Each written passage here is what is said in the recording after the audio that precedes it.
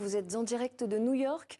Deux juges menacent désormais Donald Trump d'une procédure d'outrage au tribunal.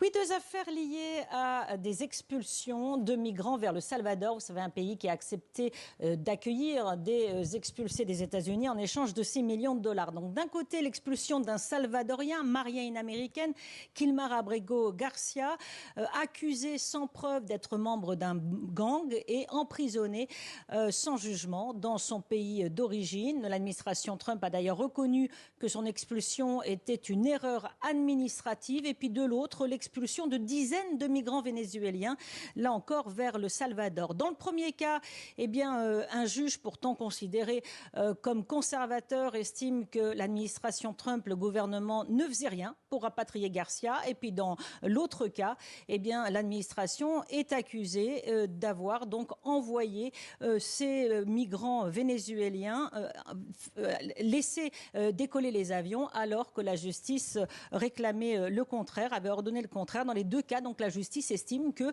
l'administration Trump ne suivait pas ses ordonnances et menace, si ce n'est pas fait d'ici le 23 avril, donc de le reconnaître coupable d'outrage au tribunal, effectivement. Et alors très concrètement, Elisabeth, que risque Donald Trump ? Alors, des fonctionnaires de l'administration peuvent être poursuivis au pénal, des membres de l'administration également, des conseillers.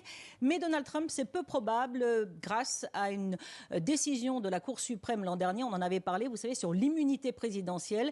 Cette immunité qu'il préserve de poursuites judiciaires tant qu'il est président des États-Unis. Donc, Donald Trump teste les limites de la loi. Il espère pousser ces deux cas jusqu'à la Cour suprême et il espère avoir gain de cause, une Cour qui est à majorité conservatrice.